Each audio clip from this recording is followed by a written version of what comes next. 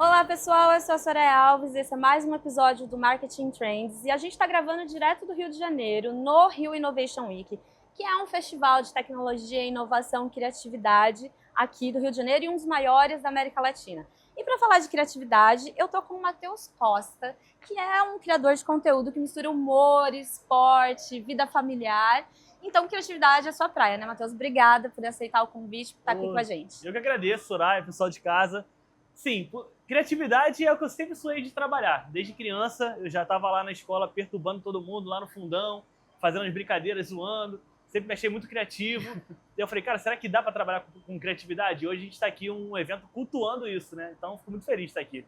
Para quem não te conhece ou para quem já conhece, afinal de contas você tem mais de 5 milhões de seguidores, certo? No Instagram, sim. Então, conta um pouquinho da sua jornada, eu sei que você também é publicitário, como que você caiu no mundo de criar conteúdo? Então, eu sou publicitário de formação. Eu tinha, desde meus 15 anos, 16 anos, eu já era apaixonado por publicidade. Meu sonho era fazer comerciais, criar slogan e esse tipo de coisa. Acabou que quando eu me formei na faculdade, em 2018, por ali, 2017, eu fiz um monte de entrevista para vários estágios e nunca passei nenhum. E aí eu falei, cara, eu desisto de trabalhar com publicidade porque é um mercado muito concorrido, tem muita gente se formando, eu acho que não vai ter um espaço para mim. E não tinha ninguém da minha família que fazia isso. Aí eu falei, vou trabalhar com evento, que é a mesma coisa que meu irmão já fazia. Ele abriu as portas ali para mim e fui trabalhar com evento. Acabou que veio a pandemia, nesse momento todo mundo ali de casa, eu, meu irmão, a gente perdeu o emprego, a gente não tinha mais evento, não tinha nada acontecendo. E eu comecei a gravar vídeo pra internet, que tava muito em alta, né? Os vídeos curtos, o TikTok tinha acabado de chegar. E aí nisso eu fiz de brincadeira para me distrair na época, que eu tava sem fazer nada, e viralizou o primeiro vídeo, assim, de cara. Aí eu falei, bom, talvez eu tenha uma facilidade com isso aqui. E aí eu comecei a fazer todo dia, até que 6 meses depois de fazer todo dia e flopar um monte de vídeo, eu fiz um vídeo com meu pai, que caiu na graça da galera, a galera se identificou com meu pai, adorou ele, se identificou, falava... Todo mundo, eu lembro que todo mundo, na época que eu soltei um vídeo com meu pai, que era falando errado com ele, todo mundo mandava assim, caramba, igualzinho minha tia, igualzinho meu pai, igualzinho minha mãe. Porque tem muita gente que é assim, né? Que é aquele cara certinho com português. E aí meu pai caiu na graça da galera e eu falei, bom, agora vai ser o Neymar e Ganso aqui. A gente vai gravar junto agora. E aí comecei a gravar ele e deu certo. Matheus, assim, pegando um pouco do que você falou, dá para entender que foi originalidade que fez viralizar e identificação, né? As pessoas comentando, minha tia também é assim e tal. Isso é fácil, porque... Ou não é? Assim, como que você cria essa comunidade que se identifica? É quase que um desenvolvimento de marca aí, né? Então, hoje eu tava vendo uma notícia, né, de que acho que 80%, não sei direito, mas é uma porcentagem muito alta de jovens sonhavam em se tornar influenciadores. Era o que na minha época a gente queria ser jogador de futebol. Hoje os jovens, as crianças querem ser youtubers, influenciadores. E eu acho essa profissão uma coisa muito arriscada, depende muito de sorte também, né? Claro que tem um pouco não, tem bastante da competência, né? Quando eu viralizei ali, eu podia ter, sei lá, não conseguido continuar, eu poderia ter, não... Tendo minha autoestima, eu sei que tem um pouco ali de... Como é que fala? Esqueci a palavra. De capacidade, né? Eu tive a capacidade para manter o negócio, mas também depende muito de sorte. Eu acho que é que nem futebol, tem tanto jogador bom aí que não dá sorte, né? Tem tanta gente que faz conteúdo maravilhoso, que tá na batalha aí por meses, anos e não viraliza.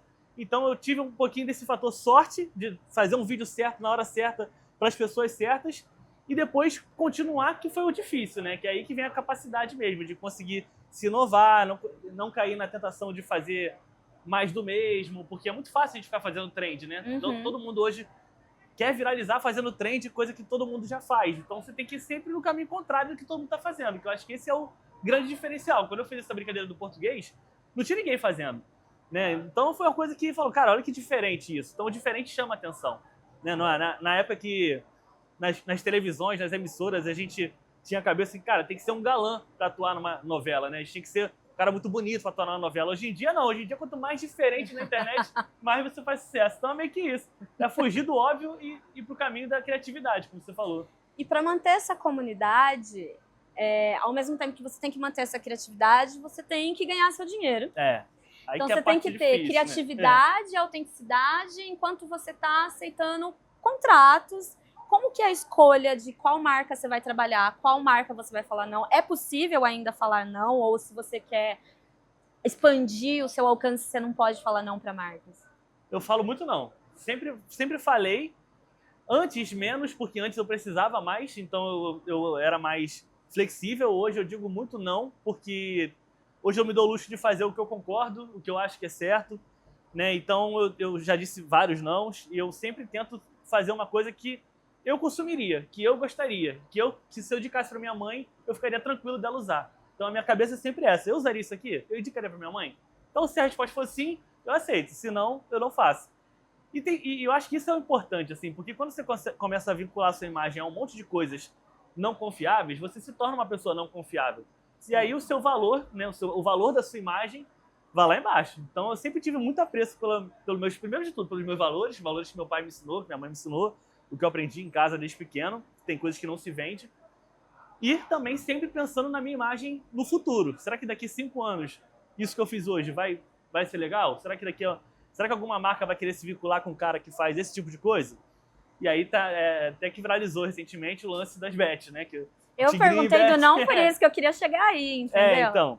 Para quem não sabe, o Matheus viralizou recentemente uma entrevista que você deu lá no ano passado, que você conta que você negou uma proposta de 10 milhões de reais para fazer o patrocínio de bets por 6 meses. É isso mesmo? É isso mesmo. Como que é falar não para tanto dinheiro? Na verdade, era um contrato era um contrato anual, né? Eu recebi por ano esse valor. E era um contrato cheio de entrega, que toda semana ia estar lá massivamente. E ainda tinha a comissão, você ganha da perda das pessoas, que aí sim, a projeção era chegar nesse valor de 10. E aí eu falei, cara, eu não quero isso pra minha vida, porque primeiro que eu não ia dormir bem com isso, né? Eu ia estar sempre... Cara, que não é pra isso que Deus me deu essa chance, né, de mudar minha vida. Porque a internet hoje mudou a minha vida, mudou a história da minha família. O meu pai lá atrás, né, teve um câncer e a gente não tinha plano de saúde, foi um desespero para pagar. Então, assim, eu senti que quando chegou essa oportunidade para mim de viralizar e ganhar dinheiro com isso, foi uma luz, assim, na minha vida. Foi, cara, Deus falando, caraca, agora é com você. Toma aí a oportunidade, agora é com você. Então, eu tenho... No meu coração, eu sinto que ele não me deu essa oportunidade para isso, sabe? Para eu entrar com um bet, com um cassino na vida das pessoas. Porque eu sei que eu estaria usando a oportunidade que foi dada a mim para fazer o mal a muitas pessoas. Então, assim, é um dinheiro que eu acho que não vai me fazer bem, que eu não preciso disso para sobreviver. Graças a Deus eu consigo com o meu trabalho um dinheiro muito que seja bem menos, mas que seja muito mais, que me faça melhor. Então na época eu neguei sem dor na consciência nenhuma. É claro que esse dinheiro faria, né? Talvez eu me aposentar hoje, talvez eu não estaria nem aqui, né? Mas estaria curtindo a vida aí. Mas eu sempre, se eu fizesse isso, eu estaria me decepcionando meus pais, estaria, enfim, não é o que eu prezo. Eu acho que dá para chegar onde a gente quer de uma maneira talvez mais longo, só que melhor, mais gratificante. Porque o que importa é o caminho, né? A gente chegar, se eu tiver 10 bilhões na conta, beleza, mas e o caminho, né? Qual foi o caminho? Onde é que eu quero chegar com isso? Matheus, ainda pensando em estratégia de marca, que é com quem você trabalha bastante, essa foi uma estratégia de uma marca que deu errado. Ela chegou, fez uma proposta para um influencer que negou. O que você acha que as marcas erram a procurar influenciadores, criadores de conteúdo, tanto na proposta, ela não se encaixa, assim, rola de a marca não entender o nicho do cara, ou dela já chegar com um projeto extremamente pronto e assim, meio quadradinho, você tem que fazer aquilo. Ainda rola muito das marcas não sacarem o influenciador e fazerem propostas nada a ver? Demais, demais. Uma das coisas que me faz dizer não é quando a marca já chega com um projeto ali muito pronto. E assim, eu sou criador de conteúdo, eu não sou ator, né? Eu não fiz teatro, então eu não consigo pegar um roteiro ali e atuar daquela maneira que um ator faria. Então é isso que a gente sempre conversa com as marcas. Olha, o Matheus, ele cria o conteúdo dele, ele cria os roteiros dele, então não dá para eu pegar um roteiro pronto e fazer isso para minha audiência que não está acostumada a assistir isso, né? Porque eu construí a audiência que eu tenho porque eu botei o meu tom das coisas, eu botei as minhas ideias, então a galera se identificou com isso. Para eu pegar e fazer uma ideia de outra pessoa, aí é melhor um ator fazer isso. Porque o meu lance, quando uma marca me contrata, é justamente eu criar esse conteúdo e não reproduzir. E é uma coisa que eu falo sempre. Falo, cara, eu não consigo reproduzir o que 100% que a marca quer. Eu consigo, a gente colaborar, né? Fazer um roteiro a 4 mãos.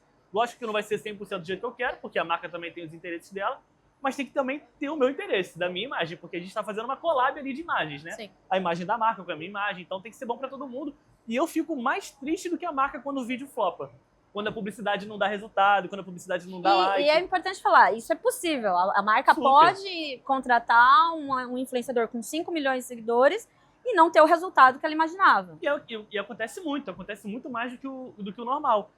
No meu caso, 90%, claro que às vezes eu erro. Às vezes eu acho que eu tenho uma ideia maravilhosa e ela não é tão maravilhosa. Muitas vezes eu erro. Mas com 5 anos disso, eu já conheço muito assim, o público de falar, bom, isso aqui dá pra fazer, isso aqui não dá.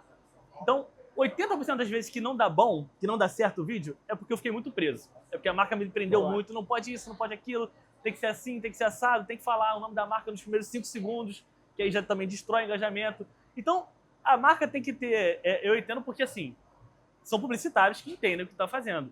Só que o influenciador que está do outro lado também entende da página dele. Então tem que ter essa colaboração de 4 mãos ali para a marca e o influenciador fazerem juntos esse roteiro e achar o meio do caminho para todo mundo. Engajamento ainda é a grande métrica que as marcas procuram? Eu acho que sim, mais do que seguidor até. Tem gente aí com 100 mil seguidores que está fazendo muito mais dinheiro do que galera de milhões de seguidores. Porque é isso, hoje em dia não adianta. Hoje em dia qualquer um pode comprar 1 milhão de seguidores se quiser.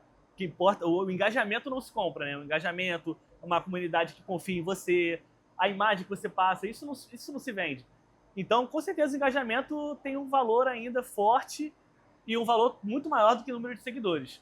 Então é importante, é importante. Falando em seguidores, a galera acompanhou você na Copa do Mundo. Como foi essa experiência? E assim, um pouco da sua visão mesmo de tipo, cara, foi uma coisa totalmente diferente, apesar de você ser do universo do futebol, é uma Copa do Mundo, Sim, entendeu? É. Como que foi isso e qual que foi o retorno ali nas redes que você teve? Então, todo evento assim é um desafio, né? Porque eu não sou do futebol, apesar de eu ser botafoguense, meu pai também, a gente tá super, vai ao jogo, fala sobre, mas a gente não sabe as técnicas do futebol, a gente não tem argumentos técnicos para falar de futebol. Mas eu acho que a Copa do Mundo é isso, né? 90%, ou sei lá, tô cheio das porcentagens aqui, né? Mas acho que uma grande parte do público não é o público de futebol que assiste a Copa do Mundo. Sim. São pessoas que às vezes nem acompanham nada, não sabem nenhuma regra, mas tá lá torcendo pelo Brasil. E eu acho que os influenciadores de comédia, de humor, de lifestyle entram para esse público. Que não é aquele público que vai querer saber das estatísticas do jogo, mas vai querer saber de como é que tá o clima, como é que tá, né, o entorno desse jogo. O jogo são 90 minutos, né? O dia tem 24 horas. Então, tudo que tá fora desses 90 minutos, a galera quer saber o que tá rolando. Então, para mim, foi muito legal. Foi uma experiência. Eu fui em todos os Jogos do Brasil, mas se você for ver meus conteúdos, nada... Todos. Todos. Mas nada de conteúdo foi em cima do jogo. Né? Foi sempre ao entorno, até porque a gente nem podia mostrar a imagem do jogo, né? Sim, Tinha sim. uma série de regras. Mas foi muito legal porque quando você vai para um evento desse, você sai um pouco da caixa, né? Você sai, ainda mais eu, que gravo muito em casa, fico em casa o dia inteiro com meu pai perturbando ele. Quando eu vou para fora, assim, é um desafio, é ver a galera, é fazer coisas fora de casa, é muito bom. E é um evento que eu fui contratado para ir, mas se eu não fosse, eu pagaria para estar, porque todos os influenciadores estão lá, todas as marcas estão lá, todo mundo está lá, é um grande network. É que nem esse evento que a gente está aqui hoje, né? É um network que você faz, você encontra pessoas, e aí sai um monte de collab, sai trabalho, sai um monte de coisas que só você estando ali para conseguir. Tem projeto para a Copa Feminina aqui no Brasil já? Com certeza, acho que a Copa Feminina vai ser um passo importante para o futebol feminino, né? Então, ainda mais sendo no Brasil, acho que vai dar uma luz no futebol que, infelizmente, as pessoas não consomem tanto hoje em dia. Mas tenho certeza que, assim como nessa Copa, eu fui na Copa do Catar também, só que eu não vi 1/3 de marketing e marcas envolvidas como foi nessa Copa. Eu acho que o marketing de internet, desses eventos, está cada vez mais agressivo, mais forte. E eu acho que isso vai acontecer na Copa do Mundo Feminina também. As marcas vão vir com tudo e, tendo marca, automaticamente tem mais audiência, mais ativação, mais dinheiro envolvido. Então, acho que se as marcas colaborarem, tem tudo para ter uma ótima Copa do Mundo Feminina aí. Tá aberto para projetos? Com certeza, sempre. E estarei lá também, vou fazer de tudo para estar lá. Quer dizer, já tô, né? Porque vai ser no Brasil, Sim. mas de estar nos jogos, de estar acompanhando. Matheus, e para quem está começando nesse universo da Creator Economy, é interessante porque para muitas pessoas parece um setor extremamente saturado. Tipo, não tem mais porque tem influenciador, não tem mais assunto para falar, mas sempre tem. E uma coisa que a gente vê muito nas pesquisas é que quanto mais a gente tem conteúdos perfeitos de inteligência artificial, quanto mais a coisa está massificada, mais essa autenticidade, criatividade é quem vai se destacar. Para quem está começando, qual é a dica que você dá? Nossa, tem algumas dicas, mas acho que a primeira de todas é que a gente sempre que quer começar um conteúdo, a fazer conteúdo, a gente cai no mundo das trends. de fazer trend. Eu acho que trend só dá certo para quem já tem um rosto conhecido. Se você não é uma pessoa conhecida ainda, você tem que fazer coisas que você não viu. Se você viu uma coisa, então desiste porque já tem alguém fazendo. É buscar coisas, cara, o que está faltando? O que está faltando ainda que eu não vi ainda? Qual a brincadeira que eu posso fazer que eu ainda não vi ninguém fazendo? É buscar originalidade, eu acho que esse é o caminho. E não desistir, porque não vai dar certo tão rápido. É muito raro uma pessoa que faz um vídeo, viraliza e começa a dar certo. É um caminho longo, é um caminho difícil, é um caminho que vai ter várias pessoas, amigos próximos, né? Amigos do trabalho, como eu tive, zoando, falando, ih, agora quer virar blogueiro, quer virar... Então, assim, é um caminho que você tem que decidir. Se você não conseguir, né? Porque muita gente, às vezes, não consegue mesmo, ou então não consegue por algum motivo, não tem problema nenhum. Ninguém paga suas contas, é só voltar atrás e seguir a vida, porque ninguém está se importando tanto assim com a gente quanto a gente pensa. Então, primeiro de tudo é isso, é perder a vergonha, começar, se não der certo, tenta de novo e ir pro caminho da originalidade, é isso. Tentar ver o que não tá tendo para você ser o primeiro a fazer. Perfeito. Agradeço demais sua presença, foi um papo bom e agradeço que assistiu a gente até aqui. Até a próxima.